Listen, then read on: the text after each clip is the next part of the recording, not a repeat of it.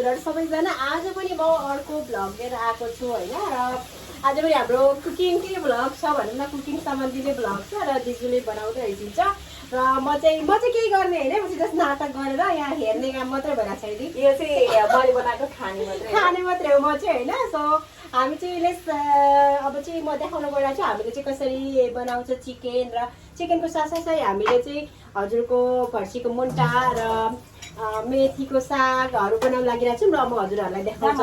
So guys हामीले आज फर्सीको मुन्टा बनाउन लागेका छौँ र दिजु हजुर के गर्दै हुनुहुन्छ? म यहाँ फर्सीको मुन्टामा मेथीको साग चाहिँ मिक्स गर्दैछु। आज मिसाएर बनाउने भनेर क्या। ओके हल्का हल्का मिसाएर पकाउने हो त चाहिँ। सो आज चाहिँ दिदीले बनाउन लागिसकेको छ र केलाउँदै हैसिन्छ र एकछिनमा चाहिँ हामी चट्ट लगाएर यसलाई पकाएर गम कि गम खान्छौँ गाइज।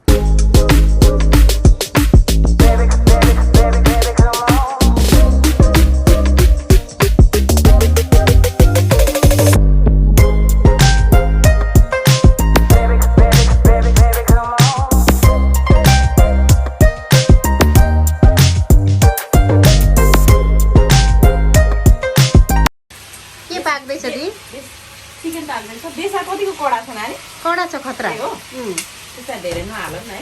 धेरै नहाल्नु। मन पर्दैन मलाई। चिकन यमी यमी चिकन बन्दैछ गाइज हाम्रो चाहिँ र एकछिनमा चिकन पछाडि चाहिँ दिजुले साग बनाइदिन्छ। साग बनाउँछु त्यसपछि चाहिँ यो पनि यम्मी बन्छ आज।